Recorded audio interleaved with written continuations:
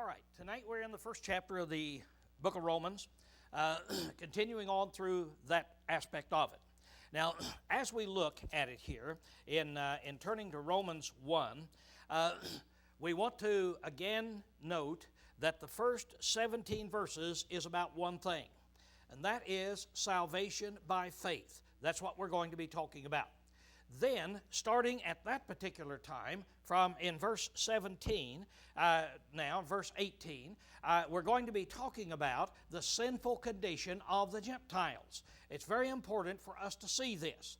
Now, the reason that we're going to be in this tonight, the sinful condition of the Gentiles, is just for Paul to lay the groundwork that everybody is a sinner and everybody needs to be saved.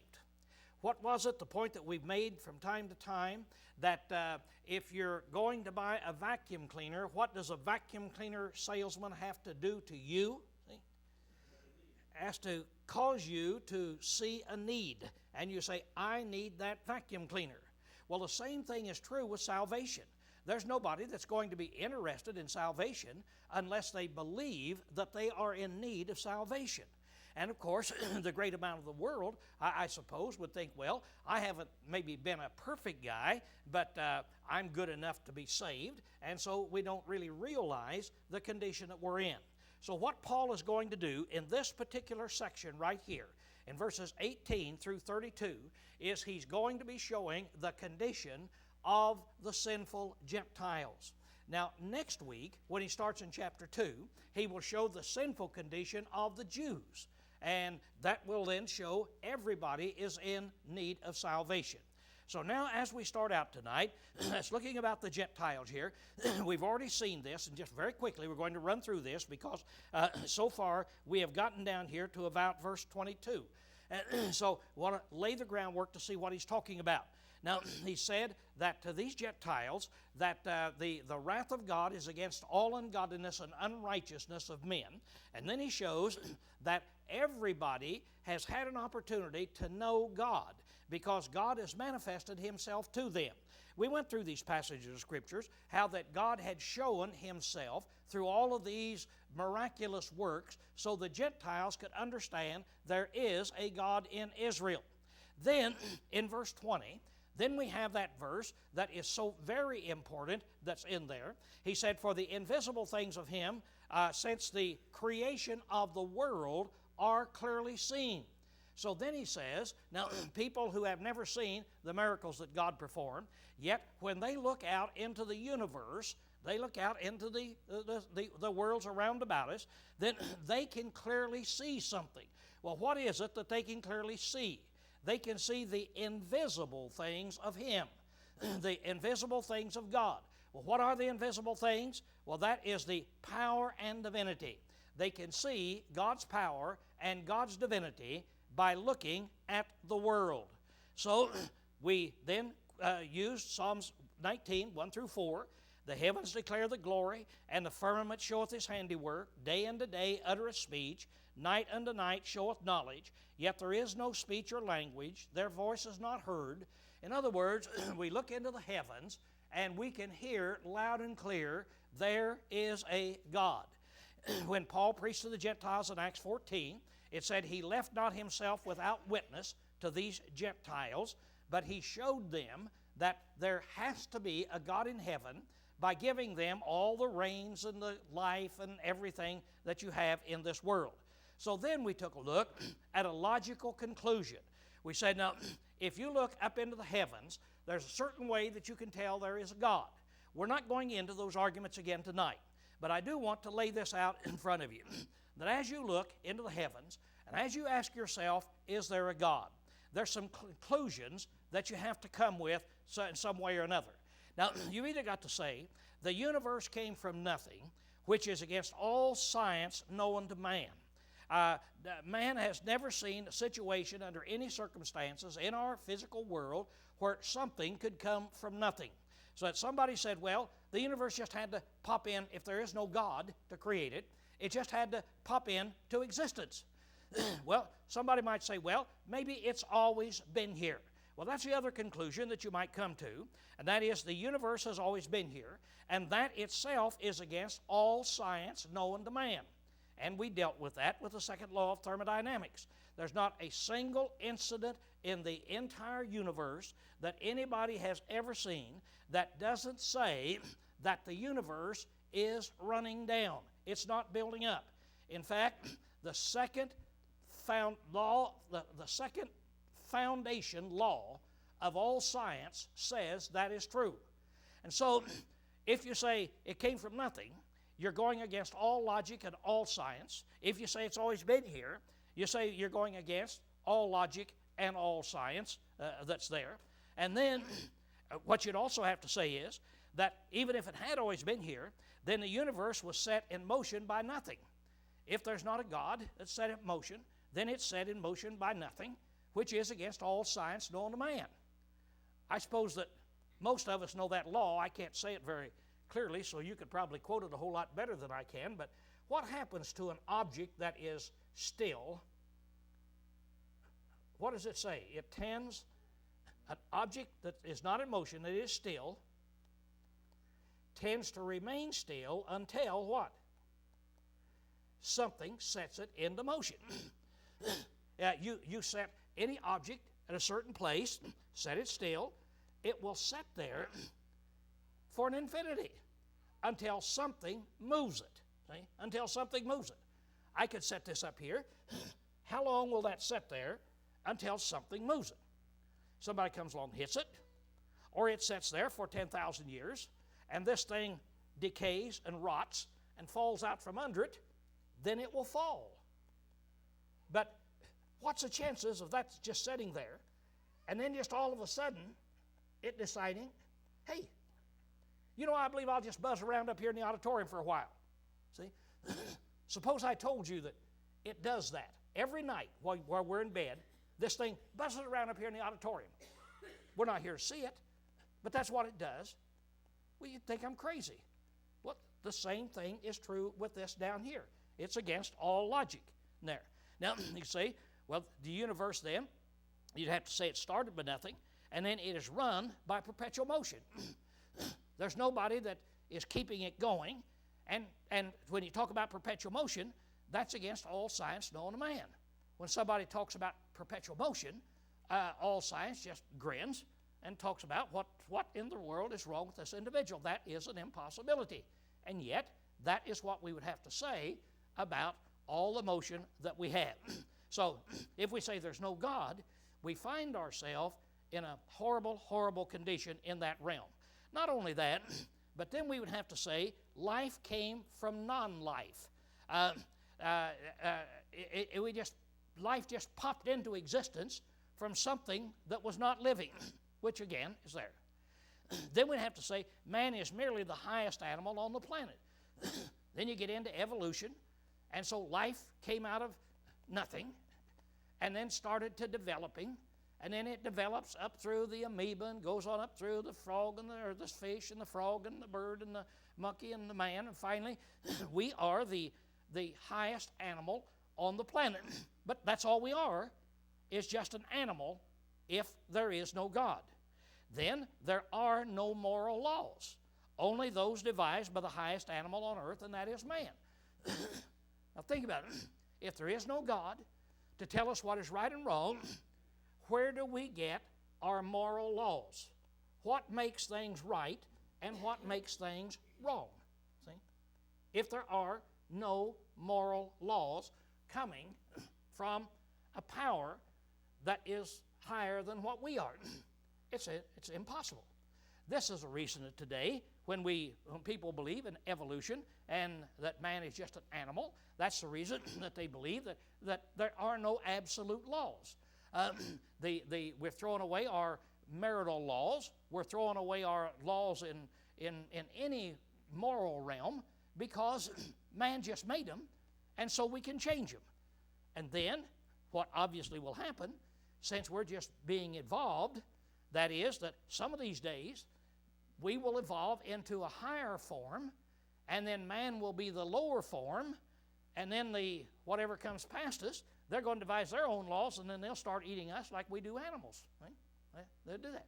Now, this is the philosophy that PETA has. The reason I say that, I saw them just on the TV tonight. You know, they came and they said the president pardoned the turkey, and they want all of us to pardon our turkey tomorrow. So don't eat your turkey. You're eating a living creature, and it's just as important as you are. It's cannibalism if you eat it there, and this is their thinking that is there. So when you start saying there is no God, you get yourself into a pretty bad situation. All right, now this last time then, we took a look at this and we saw, we can see it. It says that we may be without excuse. Now, here's where we'll begin our story here tonight. As he starts out and he shows man without God goes on a down spiral. It just goes down, down, down. These are the things we studied. This is what he says right in here. Now, the first thing he said the Gentile did was they glorified him not as God. Mankind, they quit elevating him and holding him up as a real, true God. Then, the second thing, they quit giving him thanks. Instead of thanking God for everything we have, they started looking at themselves. Didn't I do this?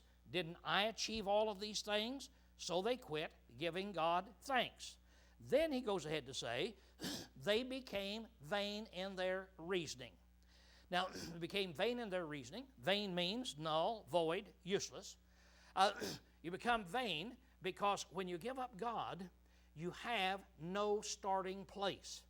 And when you have no starting place, whatever conclusion you come to is a vain conclusion. It is a vain conclusion that's in there. If I'd ask Raleigh, how much money do I have to make tomorrow in order to have $100 in my billfold? What do you suppose he would ask me? He'd ask me that stupid question, wouldn't you? He'd want to know where to start. How much do you have now? See? And you don't need any starting place, you just tell me, see? Well, he just starts out then with a guess and said, well, you look like you're worth about $5.50. And so then he figures it out, $94.50. But his logic is all vain. I don't care how good a mathematician he is, unless he has a starting place. Then your logic is all vain. Last week we talked about how do you get to New York. So if I ask you, give me directions to New York, then unless you ask for the starting place, your reasoning is all vain. You'd have to say, well, from here or from Chicago, see? So you have to have that point there. Then, the next thing, their senseless heart was darkened. So now then, they are not operating really in the light. They're going to be coming to false conclusions in this realm.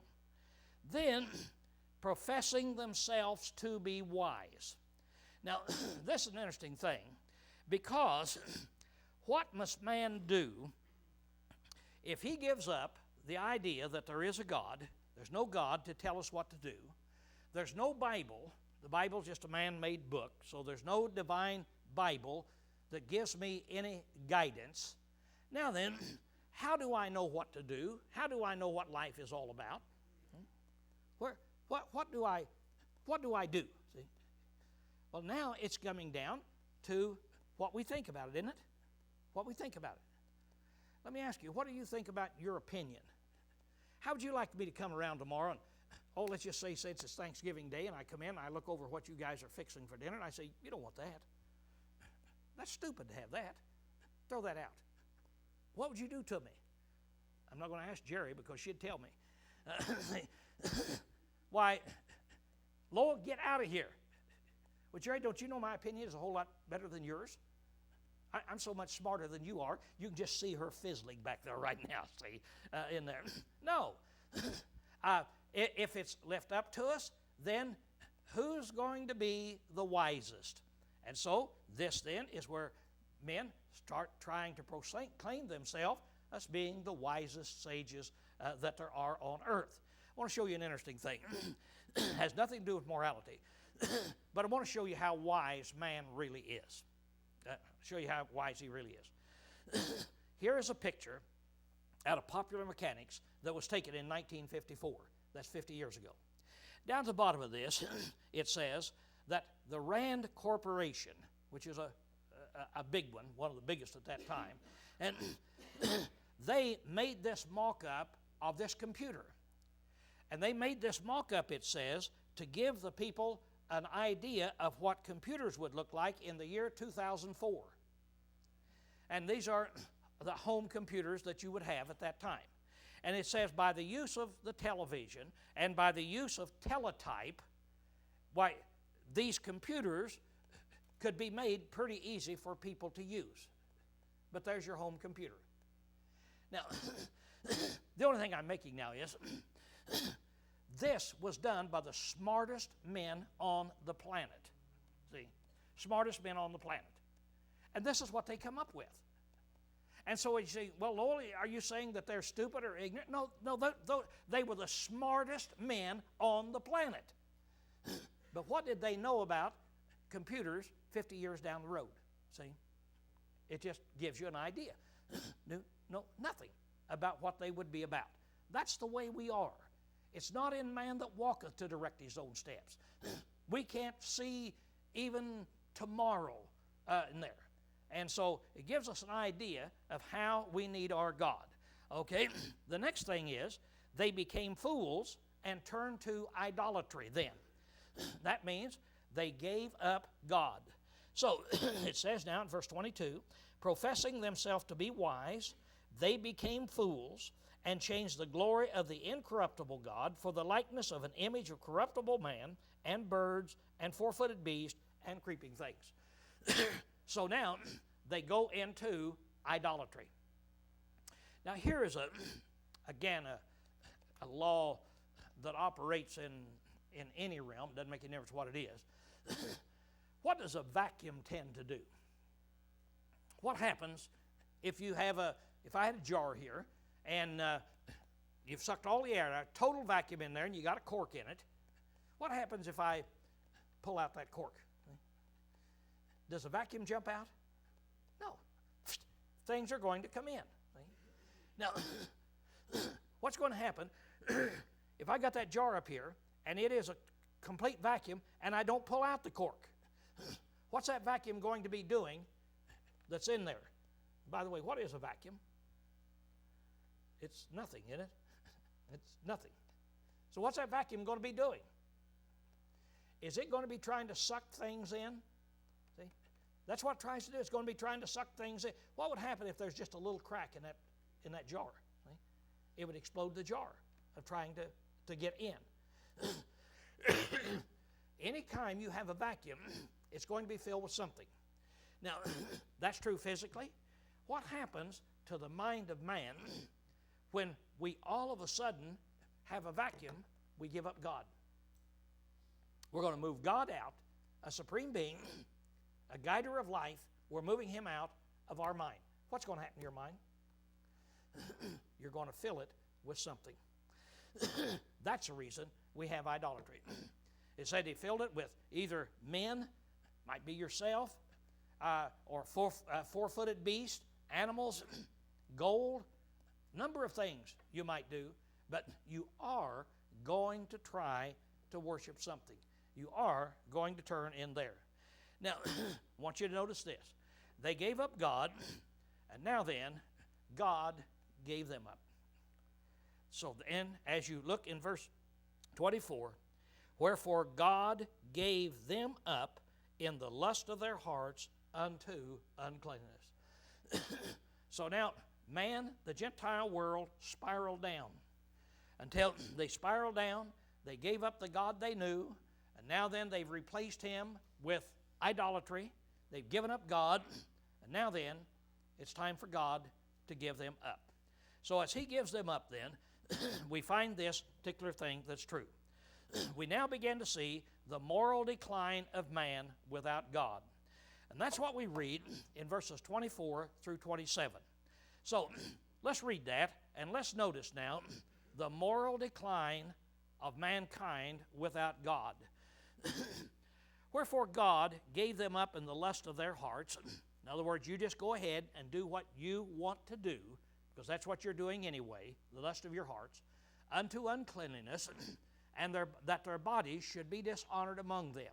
And then he explains what he means by that. For that they exchanged the truth of God for a lie.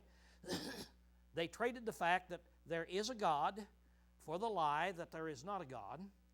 And they worshiped and served the creature rather than the Creator, who is blessed forever. Amen. So that's a kind of mind that they have. Now, 26. For this cause God gave them up unto vile passions. That is, unto repulsive, terrible type of passions that's there. So he gave them up now unto these kind of passions. For their women changed the natural use unto that which is against nature, and likewise also the men, leaving the natural use of the woman, burned in their lust one toward another, men with men, working unseemliness, and receiving themselves the recompense of their error, which was their due. Now he explains in some detail, what's the one word that we use today that he's describing? Homosexuality. See, it's what he's describing. Lesbianism, which is exactly the same thing. That's just a name that lesbianism that they've taken from a Greek goddess, Lesbia, who couldn't be satisfied sexually, so she was the great sexual goddess. And so for the women then who lust after other women, why then they've taken the name after that god, and so they call themselves lesbians.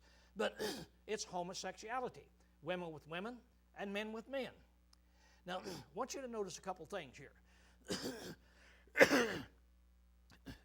What is the bottom rung on the ladder when you start up here and you give up God and down you go? Where does society finally end up? See? That's where it ends up, in the life of homosexuality. Now you look at Sodom and Gomorrah, and you see that nation, how that at one time it was a wonderful place, and now it's all barren. But how did it go? It started going downhill, and where did it finally end up? See, it was end up in homosexuality. Homosexuality is the end result of a degenerated society that is functioning without God. Now, let's use our own intelligence now, and you put it to the test. How are we doing here in America? How are we doing here in America? When you have the gay days and the gay parades of where people actually in Seattle, San Francisco, and places go down the streets naked, simulating sex acts, and it's upheld by the state and by the city, where are we in this decline as we're going down? And then as you see the laws that's being passed, and how, I don't believe in mistreating people. It doesn't make any difference who they are. I don't think that we should mistreat them. But the laws that are being passed to protect homosexuality, it makes you stop and think, where are we in the degeneration of our society, see, as it goes down? So that's a pretty awesome thing for us to think about. In case you're wondering about where are we on the scale? How much farther do we have to go? When is it that God will say that America is no longer fit to be saved? Well, look, ask yourself in your lifetime where it's going in this one particular realm here. Now, another thing I'd like to point out. Isn't this pretty clear of what Paul is saying about condemning homosexuality? All right, today's culture, how is it that the homosexuals then will tell you nowhere in the Bible does it condemn homosexuality? And you read them this and they said that doesn't condemn homosexuality. What's the argument? How could it be? And you say, look, here's, and it condemns it. They say, no, it doesn't condemn it. It upholds it. And many of them, I've heard the arguments, will say that homosexual relationships are much greater and much more pleasant and enjoyable than heterosexuals. See? Much more. That is the apex, the epitome of sexual satisfaction and so forth. All right, here's what they'll do. They'll say, what God is condemning here is the prostitution. He's condemning the misuse of homosexuality. Because in the homosexual world, they have prostitutes just like you have prostitutes in the heterosexual world. Go down to Seattle, they're running around all over the streets. And so this condemns, they say, the prostitution, that homosexuals should not go into prostitution. They should enjoy one another, but not in the prostitution realm. So that's what this is condemning, and it's not condemning homosexuality. Well, you say, how do you answer that? You read it again, and do you see any of that that's in there? See? It's kind of like reading the passage that condemns stealing. And then me saying, now, what that is, that's not really condemning stealing. What that is condemning is stealing with the use of a gun. But if you use something else, well, then stealing is not really bad. You say, well, where'd you get that, Lowell? That's there. So, Paul tells how far the Roman world had gone at that time. Now then, he's not through with it yet. And he goes ahead and he says in here, in verse 27, in the latter part of it, and receiving in themselves that recompense of their error which was due. When a society goes into this, they then receive the recompense. What is recompense? A payback, what you deserve. Now they've received the recompense, what they actually deserve, of their error. It is an error that they are in, which was due. This is the payment that is due for that kind of a lifestyle. Now, that kind of a lifestyle, regardless of what you hear, does not bring happiness, more unhappiness in the homosexual world than in anything else. The death rate of people dying, they generally die in their 40s when they live this lifestyle, and everything about it is of a bad situation, even if you put the moral aspect aside. See, it is a bad situation, and so that's what he's saying. They receive their due recompense of reward then in here. Now, we've got some more things though. It's not that just a bunch of nice people end up in this way, but the people that end up in this way, they have a lot of other problems that go with it. 28. And even as they refuse to have God in their knowledge. So now, we're talking about these people that refuse to have God in their knowledge. So now we're going to talk about the final condition of men without God. And that's verses 24 through 31. So what is the final condition of people without God? Now, when they refuse to have God in their knowledge. Now, I want us to note again, what does the word refuse mean? Does it mean somebody who has searched and couldn't find? No. It means somebody who has seen the evidence but has turned it aside and they refused it. See? That's the thing that it's talking about. And that's what people do who don't have God. They refuse to have Him in their knowledge.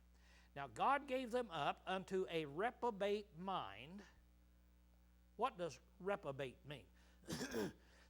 Sometimes you might say, you old reprobate, you, or so forth, but what does that mean in English words?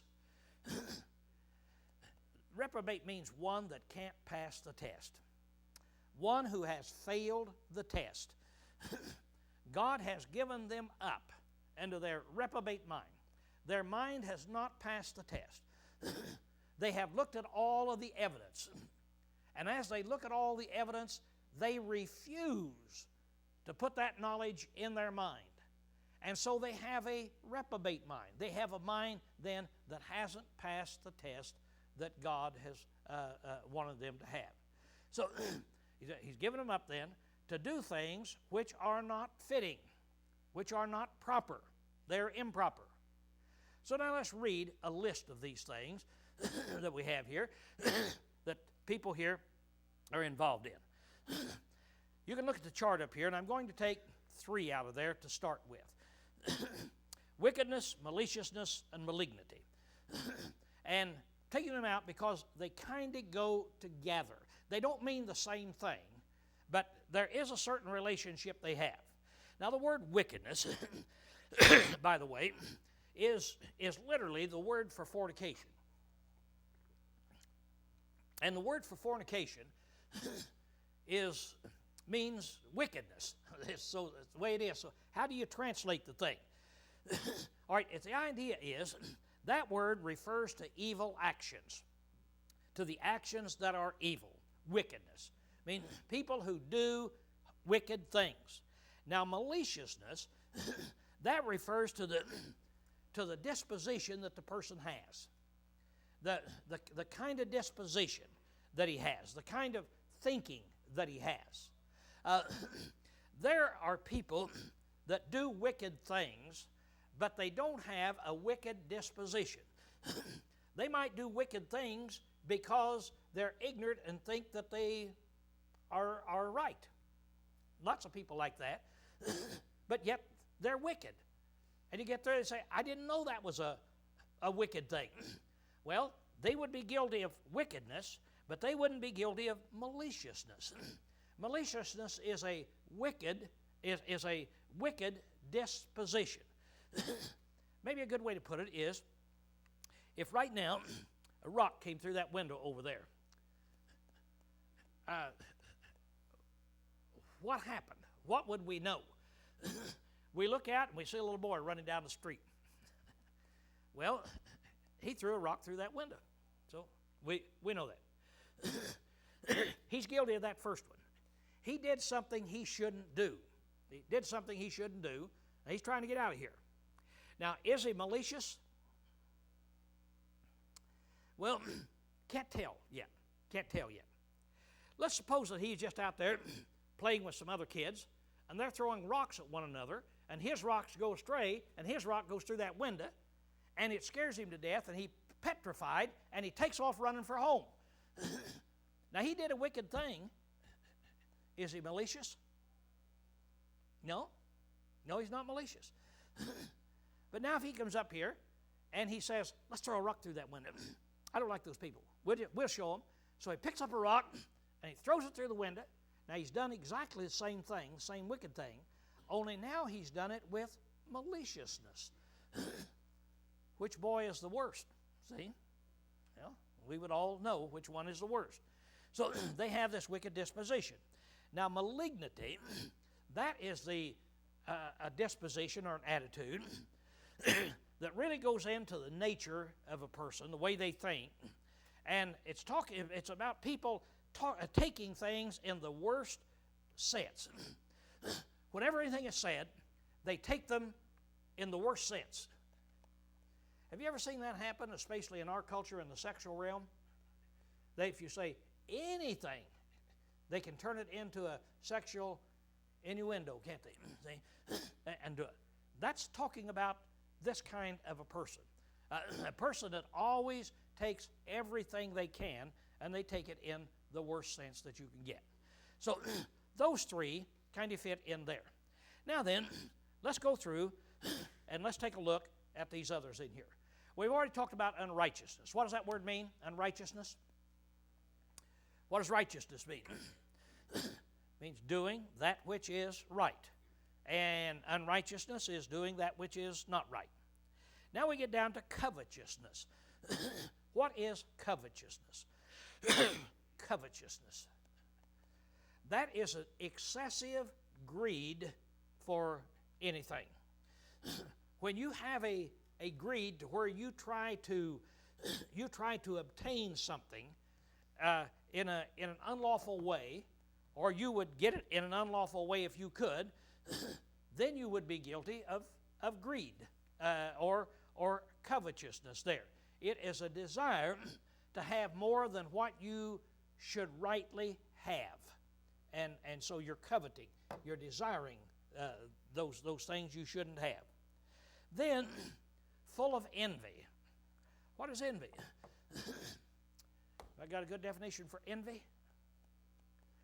Well, envy is an ill feeling toward the advantages of somebody else. If Steve here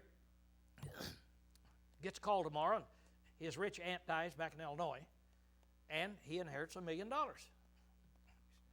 what do you think I might think? What do you know I might think?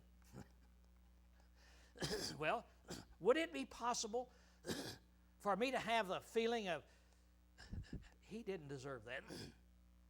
Why can't I?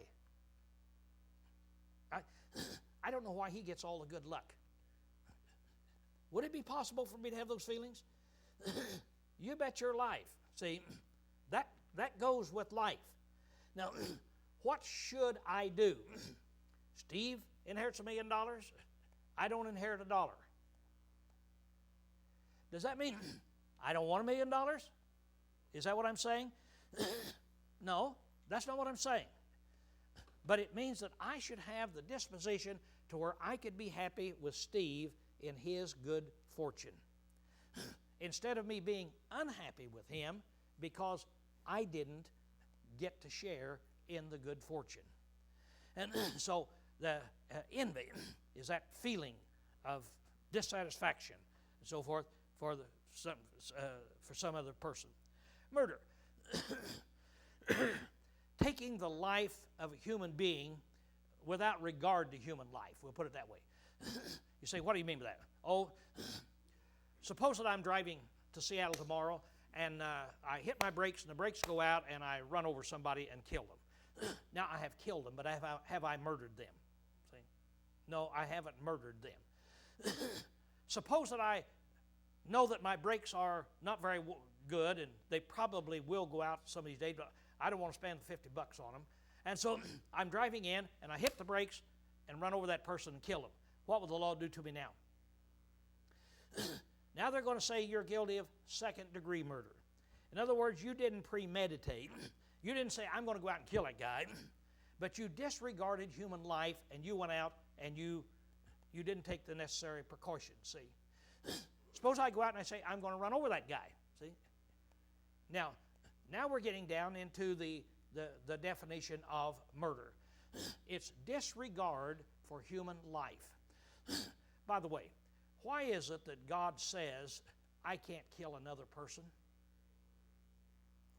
What reason did he give? Because man is made in the image of God, and I have no respect for God if I kill another person. Strife. It's translated debate a lot of times. Debate means discussion, arguing back and forth. Strife. This means fighting, bickering in there. Deceit. It means deceiving people in getting something that you couldn't get if you didn't trick them in. It's any kind of a trickery that you can pull on them for your advantage. Whispers. Pretty well know what that is. Whispers and backbiters go together. Whispers is the idea of when going and whispering against somebody. In other words, spreading rumors, spreading gossip, ruining people's reputations is the idea that is behind it, without you ruining your reputation. Without you getting up here and saying, this person did this, you go around and you whisper it so you won't be hurt, but you'll hurt their reputation. Backbiter is where you are saying ugly things about a person behind their back. So they're almost the same. Haters of God. We see that in a society in which we're living a lot of times. People having no respect for the great God of heaven. Insolent and haughty are almost the same thing. Insolent means the disposition of thinking that you are greater than yourself. And haughty has more of the connotation of how you carry yourself, of how you act, that you act as though you are better. So that when you leave another person, they say, boy, he sure thinks he's something. That is haughty. Boastful. That's bragging about things that you don't have a right to brag about.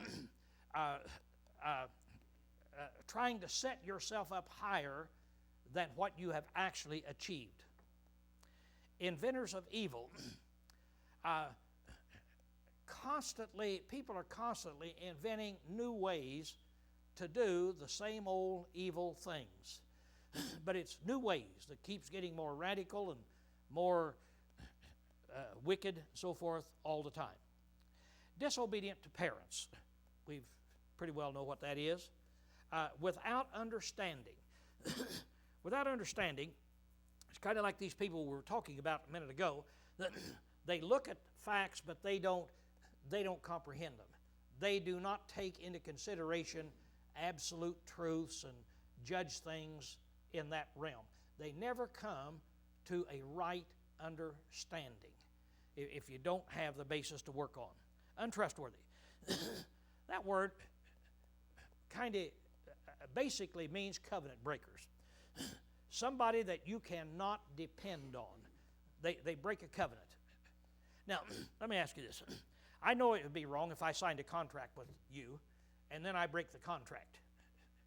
But would it be just as wrong if I agreed to that same thing without signing my name? In other words, is there magic about signing your name? No. The only thing signing your name does is to make the law so the law understands I said that, and then they can arrest me if I don't do it. But if I tell you I'll do something and I don't do it, then I'm guilty of that. I'm untrustworthy. No natural love. This is a unique word, only used a couple times in the New Testament. And it talks about this love that is just of a natural inborn thing that a mother rattlesnake has for her babies. It's talking about that. Of course, it's talking about human love, the love that you just naturally have. A mother has for the son and in the family. As you see people, men, kill other people, maybe a mass murderer, and when they interview Mama on the TV, what does Mama always say? He's really a good boy. If you just knew him, he went bad because... Why do they do that? There's no logic in that. Everybody knows that that's a dumb statement. Why do they do that? Because of this right here. It's natural love. When does a mother give up her children and say, no more, see, I'm walking out. See? So, but these people did that. No natural love. Unmerciful. Mercy is the idea of feeling sorry for somebody who is in need with a desire to help. And so people that do not feel sorry, now what would you call it? What would be our word if you called it that when I see something that somebody, and they're really in need and it just makes me sick? Oh, what would you call that? What? I'm looking for another word. I'm looking for another word. You have to get my word. Yeah. Your words hit it, but pity is what I'm trying to get at. Of where you might say, well, Lowell has pity. Big deal. What does that mean, Lowell has pity? Well, it means he really gets upset and he really hurts when he sees people in trouble. So what he tries to do is always go around it so he doesn't see them. And so that's pity. But mercy is when I see somebody in trouble and I have a desire to help. So I want to be able to help them. And then these people, they not only do all of that, but then, notice what it says, they not only do the same, but also consent with them that practice them. So then we say, okay, I not only do all of this, but now then, as you people are doing it, I consent with you and I uphold you as you yourself practice these things. And so Paul is showing the downward spiral of the Gentile world, what a sinful condition they are in. So I'll close the class with this question, and then we'll start it next week with that. Who are the worst? The Jews or the Gentiles? How much worse could you get? That's where we'll begin next week. Okay, class dismissed.